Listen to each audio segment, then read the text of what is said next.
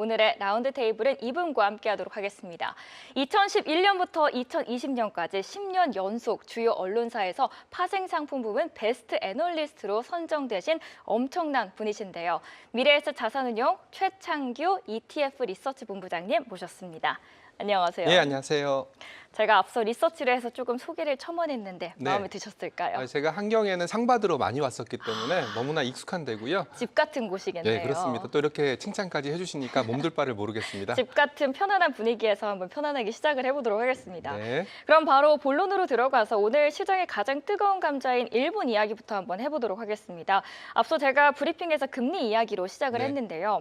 일본 10년물 국채금리가 2.02%를 돌파했습니다. 아마 네. 시청자분들도 금리가 이렇게 올랐나 놀라신 분들도 그렇죠. 많으실 것 같은데 지금 네. 나라빚 걱정에 금리 인상까지 시장이 너무 뜨겁습니다. 네. 이 금리 상승이 일본 시장에는 찬물이 될까요? 아니면 이 정상화로 가는 신호가 될까요? 일단 차근차근 하나씩 설명을 좀 드려야 될 것 같은데요. 첫 번째는 일본이 왜 기준금리를 올리게 되었느냐, 여기서부터 출발을 해야 될 것 같습니다. 네. 일본 같은 경우에는 소위 말하는 잃어버린 20년을 겪으면서 어떤 식으로 경제를 살리려고 했냐면 고용이었습니다. 특히 청년들 또는 여성 청년들의 고용을 늘리고 이 고용의 질도 굉장히 중요한데요. 고용의 질을 높이기 위해서 정규직으로 채용을 많이 했었습니다. 실제로 데이터상으로는 잘 기억은 안 나지만 여성 청년의 정규직 비율이 굉장히 높은 나라가 일본이었습니다. 그런데다가 십시일반 우리가 어려울 때 경제를 살리기 위해서 임금을 올리자. 즉 무슨 얘기까지 나왔었냐면 노동조합이 있지 않습니까? 노동조합에 가입되지 않은 기업인데도 노동조합에서 이 기업의 임금을 올려라라고 얘기를 할 정도로 가입되지 않았는데도요? 그러니까 와. 그 정도로 일본 같은 경우에는 경제에 대한 돌파구를 고용, 청년 고용, 정규직, 임금 인상 이런 것들을 통해서 일본 경기를 살리려고 노력을 했었습니다. 그러다 보니까 결국은 최근에 노동시장이 굉장히 좋아졌었고요. 그리고 또 기업들은 높은 영업이익을 기록을 했었고요. 그리고 또 전반적으로 임금이 올라가다 보니까 금리를 인상해도 될 만큼 펀더멘탈이 튼튼해졌다라는 것이 일본 기준금리 인상의 배경으로 작용을 하고 있고요. 그래서 BOJ는 금리는 올렸지만 급격한 긴축은 아니다. 이 정도는 충분히 펀더멘탈이 버텨낼 수 있다. 이렇게 얘기를 했었고 경기를 꺾는 그런 형태의 금리 인상이 아니라 초완화의 강도만 줄여서 정상화하겠다. 이렇게 예상을 하고 있습니다. 그렇기 때문에 이번 일본의 금리 인상 그리고 기준금리 인상이 일어났음에도 불구하고 시장에서 서프라이즈 놀랐던 것은 거의 없었고요. 충분히 기준금리 인상할 만하다라고 생각을 했던 겁니다. 이런 배경이 있었고 그만큼 우리 아직 튼튼하다라는 그렇죠. 배경 속에서 금리를 인상한 상황입니다. 그런데 본부장님, 네. 금리가 오르면 엔화 가치도 같이 올라가야 할 텐데 환율은 여전히 좀 약세가 이어지고 있는 것 같습니다. 엔화 약세가 계속되고 있는데 여행 가시는 분들은 물론 좋으시겠지만 이 투자자 입장에서는 금리 차가 줄어들면 엔화가 더 강해진다라는 상식이 이제는 안 통한다라는 생각을 하다 보니 좀 답답한 심정이거든요. 결국은 우리도 그렇고 네. 엔화도 그렇고 위안화도 그렇고 전반적으로 약간 환율, 아시아 증시가 처해 있는 환율들이 정도의 차이는 있지만 약세로 좀 가고 있습니다. 특히 일본 같은 경우에도 기준금리를 올렸으니까 당연히 일본 엔화의 가치가 올라갈 거야라고 생각을 했었겠지만 실제로 기준금리 올릴 거에 대한 그 시장 컨센서스가 어느 정도 형성되어 있었기 때문에 시장에서는 어떻게 본다면 셀 온 나올 게 나왔어 이렇게 좀 생각을 좀 하고 있는 것 같습니다. 그래서 지금 상황에서는 어떤 걸 좀 보셔야 되냐면 결국은 금리 차의 절대 레벨, 그러니까 지속 기간 이런 것들을 좀 체크해 보셔야 되고요. 그리고 중앙은행이 일본 같은 경우에는 추가적으로 금리 인상에 나설지 안 나설지 이것도 엔화에 영향을 미칠 가능성이 높습니다. 참고로 이번 같은 경우에는 급격한 긴축이 아니라 완만한 긴축이라고 얘기를 하면서 시장에서는 특히 일본 시장에서는 추가적인 금리 인상은 일어날 가능성은 없겠네 또는 추가적인 금리 인상이 일어나더라도 급격한 빠른 금리 인상 여기서 제일 중요한 것은 속도거든요.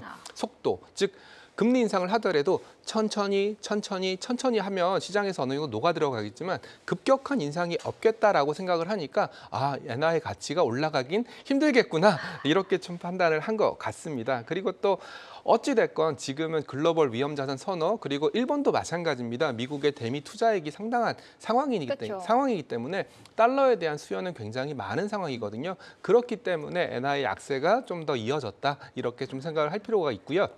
또 아이러니한 부분은 뭐냐면 달러화가 강세가 이루어졌거든요. 네. 그래서 왜 달러화가 강세가 이루어졌냐 찾아보니까 엔화가 약해서.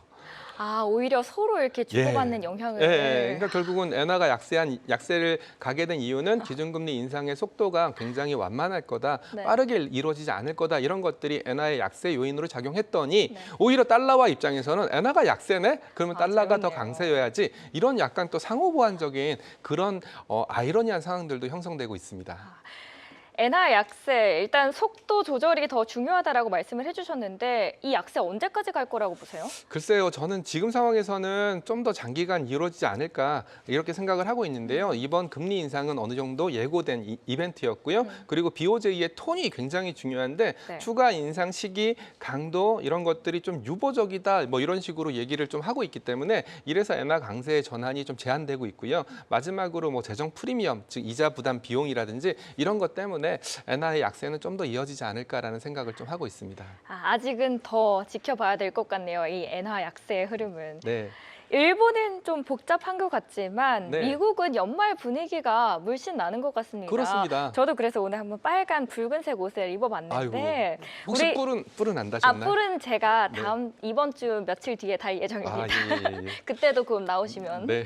저희가 보여드릴게요. 네. 우리 시청자분들도 올해는 산타 할아버지가 계좌에 선물 좀 넣어줄까라는 기대가 크신 분들이 굉장히 많으시거든요. 네. 글로벌 증시 연말 산타 랠리 뿔 달고 나타날 수 있을까요? 저는 충분히 산타랠리 나타날 수 있는 배경은 된다라고 보고 있습니다. 그래요? 오늘도 제가 네. 출근을 해서 여러 증권사 리포트를 보면서 산타랠리 관련된 얘기들을 좀 보고 있는데요. 누구는 된다, 누구는 안 된다 네. 이런 얘기들이 굉장히 많은데 일단 정의적인 측면에서 말씀을 좀 드리면 산타랠리는 크리스마스 이후 5영업일 그리고 새해 2영업일 합쳐서 7영업일 동안의 움직임을 산타랠리라고 부르는 건데요. 실제로 산타랠리 동안 시장이 올랐으면 얼마나 올랐냐라는 것을 숫자적으로 분석을 해보니까 한 1.7% 정도 올랐대요.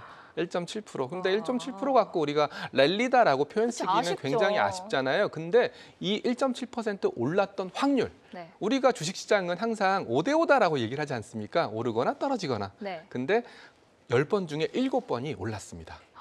10번 중에 7번이면 반 이상이나 되네요. 그렇습니다. 그래서 우리가 산타랠리라고 좀 부르고 있는 네. 건데요. 산타랠리는 연말 수급, 그리고 심리, 그리고 뭐 배당이나 자사주 같은 세액 관련된 내용들, 그리고 쇼핑 시즌, 그리고 윈도우 드레싱이라고 불리우는 포지션 정리 이런 것들이 아우러지면서 산타랠리로 좀 이루어지고 있는데요.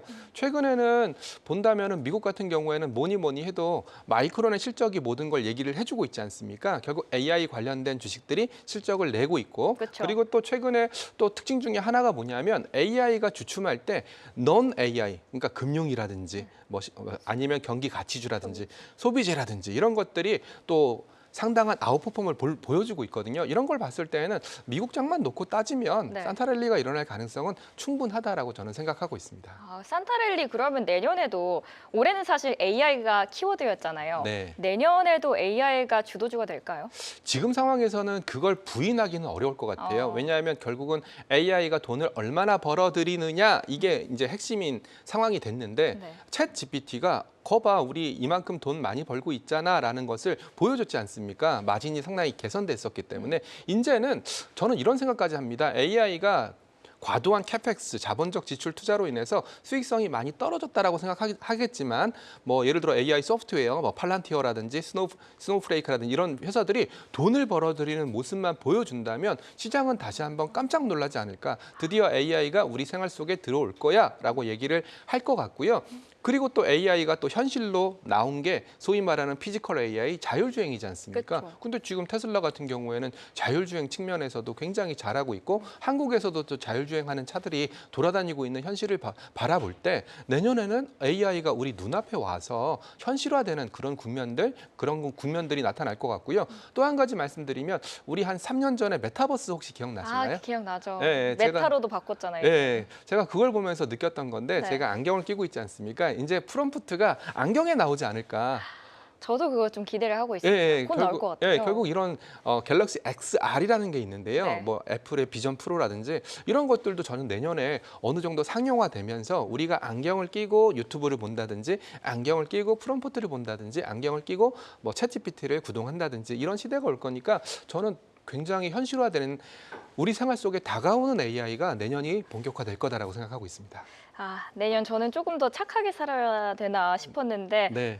이제 이만하면 될 것 같습니다. 네. 내년 한번 기대를 해보도록 하겠습니다. 네. 오늘 인민은행이 LPR을 발표했고요. 네. 방금 전에 따끈따끈한 소식입니다. 네. 사실상 기준금리잖아요. 중국의 경기를 살리겠다고 돈을 확 풀지 아니면 이번에도 신중할지 많은 분들이 관심 있게 지켜보고 계셨는데요. 네. 이 결정에 대해서 어떻게 판단하십니까? 일단 LPR은 두 가지가 있습니다. 1년물이 있고요. 5년물이 있습니다. 1년물 같은 경우에는 기업 가계 일반 대출에 영향을 주는 기준 금리고요. 5년물 이상은 주택 담보 대출 여기에 모기지에 영향을 주는 그런 금리입니다. 실제로 저도 관련된 질문을 받으면서 리서치를 좀 해봤더니 일단 뭐 12월에도 7개월 연속 동결. 예, 7개월 연속. 1년 3.0, 5년 3.5 컨센서스가 매우 유력하다라고 이미 시장에서는 어느 정도 시그널이 나왔고요. 이 배경에는 경기 둔화가 있어도 은행 순이자 마진 하락 등으로 추가 인하 여력이 제한된다라는 것이 가장 큰 논조라고 생각을 하고 있습니다. 결국은 은행의 순이자 마진이라든지 그리고 또 최근에 위안화가 또 7위안까지 올라왔지 네, 않습니까? 맞아요. 이런 것들을 봤을 때는 정부가 허용할 수 있는, 정부가 움직일 수 있는 룸이 지금 상황에서는 그렇게 크지가 않은 것 같다라는 생각을 좀 하고 있습니다. 중국 역시나 좀 신중한 행보를 이어갈 가능성이 있어 보입니다. 지난번에 나오신 게 한 달 전쯤이셨을 네네네네. 거예요. 본부장님이 추천해주신 종목들 제가 한번 적어와 봤는데 네. 대만주스 ETF, EWT, FLTW 네. 기분 좋게 소개를 해주시고 네. 쭉 우상향을 했습니다. 그러다가 최근에 살짝 숨고르기에 들어가고 있는 모습인데요. 수익 보신 분들은 그래서 지금 팔아야 하나 고민이 있으신 분들도 있을 거고요. 못 담으신 분들은 지금이 기회인가? 라고 생각하실 거예요. 어떻게 잘 대응을 하면 좋을까요? 결국은 대만은 AI 반도체 사이클이 한국과 거의 비슷하다라고 보시면 될 것 같아요. 한국 같은 경우에도 AI 관련돼서 오라클 이슈가 터지면서 네. 한번 4천선 하회를 했었거든요. 대만도 마찬가지라고 보면 될 것 같은데요. 대만은 뭐 구조적으로 반도체, 파운드리, TSMC죠. 부품, 전자 밸류체인 비중이 높고 그리고 AI 같은 경우에는 AI 모델, 서버, GPU, 패키징, 파운드리로 이어지는 하드웨어 밸류체인이 형성되어 있는데 이런 부분에 있어서 가장 많이 노출되어 있는 게 대만입니다. 그래서 저도 뭐 최근에 좀 본다면은 AI 관련되어 있어서 수익성에 대한 의심, 수익성에 대한 논쟁이 일어날 때마다 한국도 두들겨 맞고 대만도 두들겨 맞고 있는 논리지만 네. 결국은 내년에 엄밀하게 따져서 AI가 돈을 벌기 시작했다라는 뉴스가 나왔을 때 가장 많은 돈을 벌 수 있는 나라는 결국은 파운드리를 만들고 있는 대만 또는 메모리를 만들고 있는 한국일 가능성이 높기 때문에 저는 대만이나 한국, 특히 AI의 대만, 메모리의 한국에 대해서는 일희일비할 필요는 없다. 이렇게 생각을 하고 있고요. 과감하게 뭐라고 말씀드리고 있냐면 네. 그냥 올해 컴퓨터 덮어라. 그리고 내년에 한번 열어봐라. 네. 내년에 열어보면 좀 깜짝 놀라지 않을까 그런 생각들을 갖고 있습니다. 우리가 기억해야 될 것은 내년은 AI가 돈 버는 해의 원년이고 AI가 돈을 번다면 가장 수혜를 받을 수 있는 나라는 대만, 한국이다. 이것만 좀 기억을 해주시면 될 것 같고요. 그리고 결국은 지금 상황에서 뭐가 찬물을 끼얹을 거냐? 네. AI의 금리예요. 금리. 앞서도 우리가 일본 금리 얘기했었고 중국 인민은행 금리 얘기했었고 이 금리 얘기를 하는 게 바로 AI에 찬물을 끼얹을 수 있는 게 금리거든요. 특히 IT 버블 때도 금리 인상이 시작되면서 IT 버블이 꺼졌다라는 것을 감안한다면 급격한 금리 인상입니다. 네. 그냥 완만한 금리 인상이 아니라 급격한 금리 인상이 일어나지 않는 한 AI 밸류에이션에 찬물을 끼얹기는 쉽지 않을 거다. 이렇게 좀 생각을 하고 있고요. 그리고 두 번째로 체크해 봐야 될 것은 뭐니 해도 돈을 벌기 위해서는 무한정 물량을 투입해야 되지 않습니까? 그쵸. 그래서 AI 캐펙스 투자 지출 현황도 좀 체크를 좀 해봐야 됩니다. 만약에 이러다가 이런 경우도 있을 수 있습니다. 구리 가격이 네. 너무 많이 올라가 버리면 전선을 못 만들지 않습니까? 못 만들겠다. 끝. 이런 경우도 일어날 수 있으니까 그런 것들도 좀 체크해봐야 될 것 같고요. 그리고 대만 내 TSMC나 위윈이나 위트론 같은 그런 회사의 매출 가이던스도 체크를 해볼 필요가 있습니다. AI에 대해서 계속 언급을 해주셔서 저희 시청자분께서 지금 오라클 살짝 언급을 해주셨잖아요. 네. 근데 오라클에 대해서 진짜 할 말이 많다. 한숨을 푹 하고 쉬셨거든요. 네, 그래서 저도 가끔 오라클이 네. 거짓말을 하면 구라클 아닌가? 구라클이요? 네.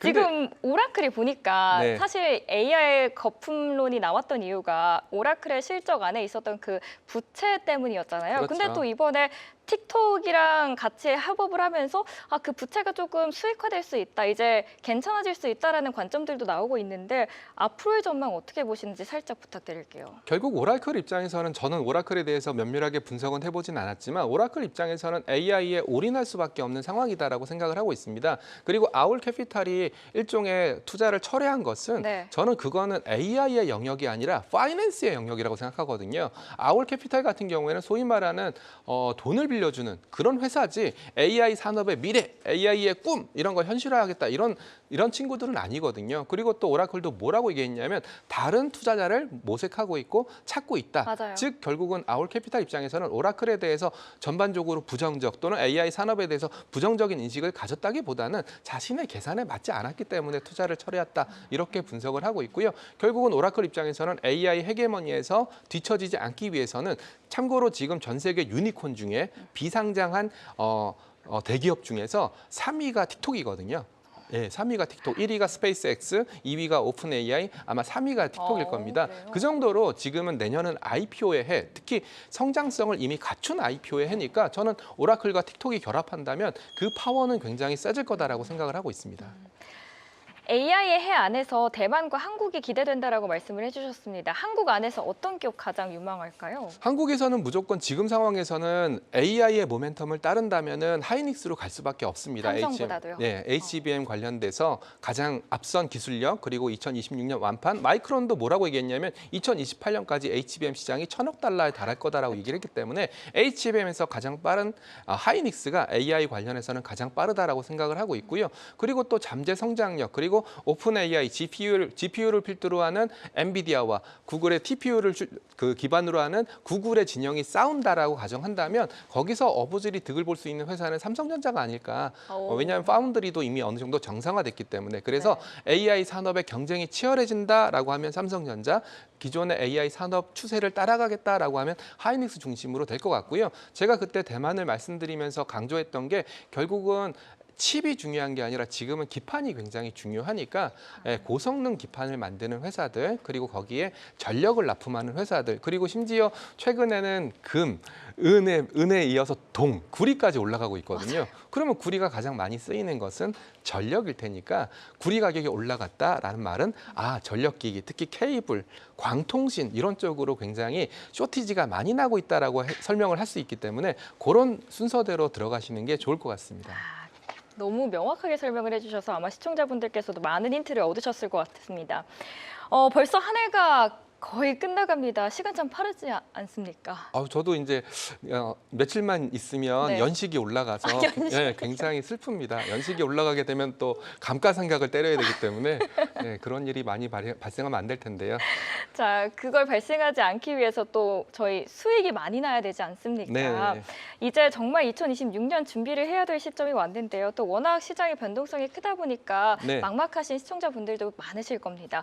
우리 시청자분들을 위해서 이것만큼은 꼭 챙기자 하는 조언 있으실까요? 결국은 반도체는 갖고 있어야 될 것 같아요. 제가 이 질문 그리고 원고를 작성하면서 내년에 뭐가 없으면 슬플까, 뭐가 없으면 포모가 일어날까 생각했더니 역시 반도체가 없으면 굉장히 포모가 일어날 것 같다라고 생각을 해서 SMH나 SOXX 대표적인 미국을 대표하는 반도체 ETF들이죠. 요게 가장 핵심이 돼야 될 거다라고 생각을 하고 있고요. 두 번째는 저도 이렇게 매크로 국면들을 쭉 살펴보면서 좀 약간 겁이 나더라고요. 왜냐하면 미국 장이 워낙 많이 달렸고 그리고 한국 장도 어닝 가이던스가 올라가고 있긴 하지만 이미 많이 오른 건 사실이거든요. 그래서 좀 어느 정도 현금은 좀 있어야 될 것 같다라는 생각을 하고 있어서 아마 이 방송 보시는 시청자분들 아실 텐데 스고브라고 들어보셨죠? 미국 네. 초단기 국채. 맞아요. 네, 그래서 스고브 정도는 좀 있으면 좋겠다라는 생각을 했었고 그리고 좀 더 시장이 좀 중앙 정부들 아까도 좋은 말씀 주셨는데 각국 중앙 정부, 중앙 은행들이 각자 도생의 길로 가고 있지 않습니까? 맞아요. 그럴 때 필요한 게 골드. 아, 예, 그래서 골드 정도는 좀 어느 정도 내 포트폴리오에 담아두면 네. 좋지 않을까라는 생각까지 해봤습니다. ETF로요. 뭐 ETF가 됐던 아니면은 그냥 실물로 투자를 했던 또 한국 계신 분들은 뭐 KRX, 금현물 이런 것들도 투자 많이 하시니까 뭐 그렇게 투자하셔도 될 것 같다라는 생각을 했습니다. 네. 연식이라는 단어에 많은 시청자분들이 빵 터지셨네요. 아, 네, 변동성 장세에서도 중심을 잡아 주실 수 있는 든든한 ETF 전략까지 들어봤습니다. 오늘 귀한 시간 내주셔서 고맙습니다. 네, 감사합니다.